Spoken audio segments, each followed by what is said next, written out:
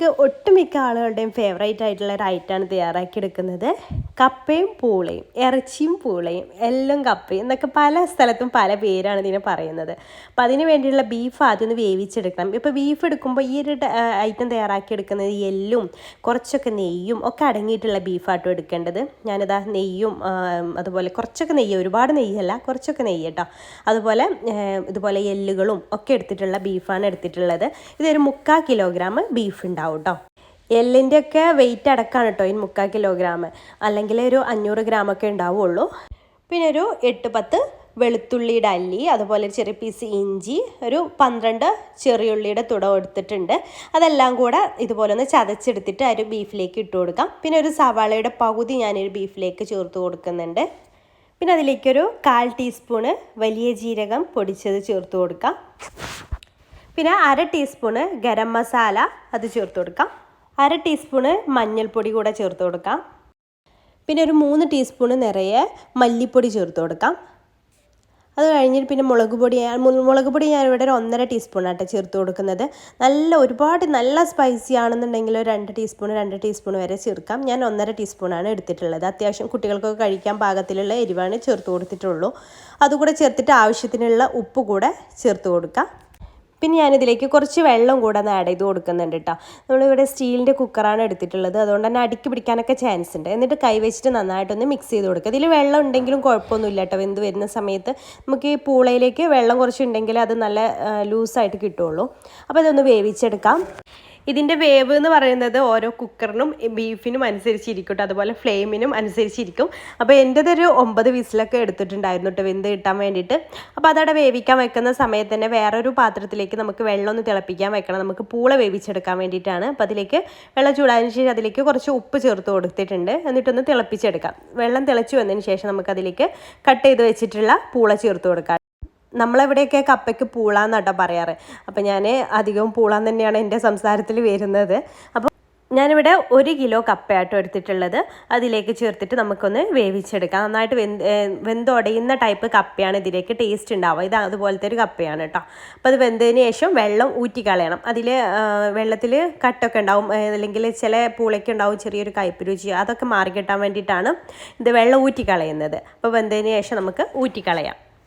അപ്പോൾ ഇടയ്ക്കൊന്ന് ചെക്ക് ചെയ്ത് നോക്കിയാൽ മതി. ഇപ്പോൾ ഇത് കപ്പയൊക്കെ നന്നായിട്ട് തന്നെ വെന്ത് വന്നിട്ടുണ്ട്. വെള്ളം കൂറ്റി കളഞ്ഞതിന് ശേഷം ഇതുപോലെ ആ ചൂടിലൊന്ന് ജസ്റ്റ് ഒന്ന് ഉടച്ചെടുക്കുക കേട്ടോ. ചൂടിൽ തന്നെ ഉടച്ചെടുക്കാൻ ശ്രദ്ധിക്കുക, എന്നാലും നന്നായിട്ട് ഉടഞ്ഞു കിട്ടുള്ളൂ. അതിനുശേഷം നമുക്ക് ബീഫ് ഒന്ന് തുറക്കാം. അപ്പോൾ ബീഫിൽ വെള്ളം ഉണ്ടെങ്കിൽ ആ വെള്ളം അതിൽ നിന്നോട്ടെ, വറ്റിച്ചെടുക്കേണ്ട ആവശ്യമൊന്നുമില്ല കേട്ടോ. അപ്പോൾ ബീഫൊക്കെ നന്നായിട്ട് തന്നെ വെന്ത് വന്നിട്ടുണ്ട്. ഇനി നമുക്കിതൊരു പാത്രത്തിലേക്ക് മാറി. ഞാൻ ഇവിടെ ഒരു മൺചട്ടിയാണ് എടുത്തിട്ടുള്ളത്. അപ്പോൾ അതിലേക്ക് ആദ്യം ബീഫ് ഇട്ട് കൊടുക്കാം. വെള്ളത്തോട് കൂടെ തന്നെ ഇട്ട് കൊടുക്കാം. പൂള നല്ല പൊടിയുള്ള പൂളയാണെന്നുണ്ടെങ്കിൽ വെള്ളം എത്ര ഉണ്ടായാലും മതിയാവില്ല കേട്ടോ, നല്ല തിക്കായിട്ട് വരും. അപ്പോൾ അതിലേക്ക് നമുക്ക് വേവിച്ച് ഉടച്ച് വെച്ചിട്ടുള്ള ഈ ഒരു കപ്പ ചേർത്ത് കൊടുക്കാം. പിന്നെ അതിലേക്ക് നമുക്ക് മല്ലിയില ചെറുതായിട്ട് അരിഞ്ഞത് ചേർത്ത് കൊടുക്കണം. ഇതിലേക്ക് മസ്റ്റായിട്ട് ചേർക്കണം കേട്ടോ. എന്താണെന്ന് വെച്ചാൽ ഇതിന് കപ്പ ബിരിയാണി എന്നുള്ള പേരൊക്കെ ഉള്ളു, ബിരിയാണിയുടെ ഒരു ഫ്ലേവർ കൂടെ വേണമല്ലോ. അപ്പോൾ അതെന്തായാലും ഇതിലേക്ക് ചേർക്കുക. അതും കൂടെ ഉണ്ടെങ്കിൽ നല്ല ടേസ്റ്റ് ഉണ്ടാവുള്ളൂ. അതും കൂടെ ചേർത്തിട്ട് നന്നായിട്ടൊന്ന് മിക്സ് ചെയ്തെടുക്കാം. എന്നിട്ട് ആ ഒരു വെള്ളം ഞാൻ പറഞ്ഞല്ലോ, ബീഫിൽ വെള്ളം കുറച്ച് വേണമെന്ന്, ആ വെള്ളത്തിൽ കിടന്നിട്ട് ഇത് ഒന്നുകൂടെ ഒരു 2-3 മിനിറ്റ് നേരം ചെറിയ തീയിലിട്ടിട്ടൊന്ന് തിളപ്പിച്ചെടുക്കണം കേട്ടോ. ആ ഒരു കപ്പയും ബീഫും ഒക്കെ നന്നായിട്ടൊന്ന് കമ്പൈനായി കിട്ടാൻ വേണ്ടിയിട്ടാണ്. അപ്പോൾ ഇതുപോലെ നന്നായിട്ട് മിക്സ് ചെയ്ത് നന്നായിട്ടൊന്ന് തിളപ്പിച്ചെടുക്കണം. അടച്ചു വെച്ചിട്ട് ചെറിയ തീയിലിട്ടിട്ടൊന്ന് തിളപ്പിച്ചെടുത്താൽ മതി. അപ്പോൾ ഇത്രയേ ഉള്ളൂ. ഇനി നമുക്കിതൊന്ന് താളിച്ചൊഴിച്ച് കൊടുക്കാനുണ്ട്. അപ്പോൾ അതിന് വേണ്ടിയിട്ട് ഇത് വേറൊരു സ്റ്റൗവിലേക്ക് മാറ്റുന്നുണ്ട് കേട്ടോ. ഇനി ഇത് താളിച്ചൊഴിക്കാൻ വേണ്ടിയിട്ട് ഒരു പാൻ വെച്ചിട്ടുണ്ട്. ആ പാനിലേക്ക് വെളിച്ചെണ്ണയിൽ തന്നെ താളിച്ചൊഴിക്കാൻ ശ്രദ്ധിക്കുക. അപ്പോൾ ഇതുപോലെ നിങ്ങൾക്ക് താളിച്ചൊഴിച്ച് കൊടുക്കാൻ ടൈം ഇല്ലാന്നുണ്ടെങ്കിൽ നിങ്ങൾക്ക് കുറച്ച് കറിവേപ്പില ആ ഒരു കപ്പയിലേക്ക് ഇട്ട് കൊടുത്തതിന് ശേഷം പച്ച വെളിച്ചെണ്ണ ഒഴിച്ച് കൊടുത്താലും മതി. അങ്ങനെയും ചെയ്യാറുണ്ട് കേട്ടോ ഞാൻ. അപ്പോൾ ഇങ്ങനെ ചെയ്താലും നല്ല ടേസ്റ്റാണ്, അങ്ങനെ ചെയ്താലും വേറൊരു നല്ല ടേസ്റ്റാണ്. അപ്പോൾ അതിലേക്ക് നമുക്ക് ചെറിയുള്ളി ചെറുതായിട്ട് അരിഞ്ഞത്, ഒരു 3-4 ചെറിയുള്ളി അരിഞ്ഞത് ഇതുപോലെ ഒന്ന് റോസ്റ്റ് ചെയ്തെടുക്കുക. പിന്നെ അതിലേക്ക് കുറച്ച് കറിവേപ്പില കൂടെ ചേർത്ത് കൊടുത്തിട്ട് നമുക്കതിലേക്ക് മൂപ്പിച്ചിട്ട് അതിലേക്ക് താളിച്ചൊഴിച്ച് കൊടുക്കാം കേട്ടോ. അപ്പോൾ ഇത്രയേ ഉള്ളൂ.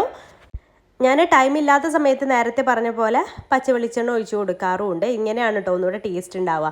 അതിലാറ് ഒന്നുകൂടെ ടേസ്റ്റ് ഇതുപോലെ താളിച്ചൊഴിച്ച് കൊടുക്കുമ്പോഴാണ്. അപ്പോൾ അത് ഇതിലേക്ക് അങ്ങ് ഒഴിച്ച് കൊടുക്കുക. അപ്പോൾ നമ്മുടെ നല്ല ടേസ്റ്റി ആയിട്ടുള്ള കപ്പ ബിരിയാണി, അല്ലെങ്കിൽ എല്ലും കപ്പയും പൂളയും ഇറച്ചിയും പൂളയും ഒക്കെ പറയാം. അപ്പോൾ അതിവിടെ റെഡി ആയിട്ടുണ്ട്. അപ്പം നിങ്ങൾ ഈ ഒരു മെത്തേഡിലല്ല തയ്യാറാക്കി എടുക്കുന്നതെന്നുണ്ടെങ്കിൽ ഈ രീതിയിലൊന്ന് തയ്യാറാക്കി നോക്കുകൊണ്ട് കേട്ടോ, നല്ല ടേസ്റ്റാണ്. അപ്പോൾ നമ്മളിപ്പോൾ തട്ടുകടയിൽ നിന്നൊക്കെ കഴിക്കുന്ന സമയത്ത് നമ്മൾ ഇതിൻ്റെ മുകളിൽ കുറച്ച് മല്ലിയിലയും അതുപോലെ വലിയുള്ളി ചെറുതായിട്ട് അരിഞ്ഞത്, സവാള ഉണ്ടല്ലോ, സവാള ചെറുതായിട്ട് അരിഞ്ഞതൊക്കെ ചേർത്ത് കൊടുക്കാറുണ്ട്. അപ്പോൾ നമ്മൾ സെർവ് ചെയ്യുന്ന സമയത്ത് അങ്ങനെയും ഒന്ന് സ്പ്രെഡ് ചെയ്ത് കഴിച്ചാൽ ഒന്നുകൂടെ ആ ഒരു ലെവലിൽ ഇതിൻ്റെ ടേസ്റ്റ് എത്തും കേട്ടോ. അപ്പോൾ ഞാൻ സെർവ് ചെയ്യുന്ന സമയത്ത് കുറച്ച് മല്ലിയില, നേരത്തെ പറഞ്ഞ പോലെ കുറച്ച് മല്ലിയിലയും കുറച്ച് സവാള ചെറുതായിട്ട് കൊത്തി അരിയണം കേട്ടോ, എന്നാലും അതിൻ്റെ ഒരു കഴിക്കുമ്പോൾ നല്ല ടേസ്റ്റ് ഉണ്ടാവുള്ളൂ. അപ്പോൾ ആ കൊത്തി അരിഞ്ഞ സവാളയും കൂടെ മുകളിലേക്ക് ഇട്ട് കൊടുക്കുന്നുണ്ട്.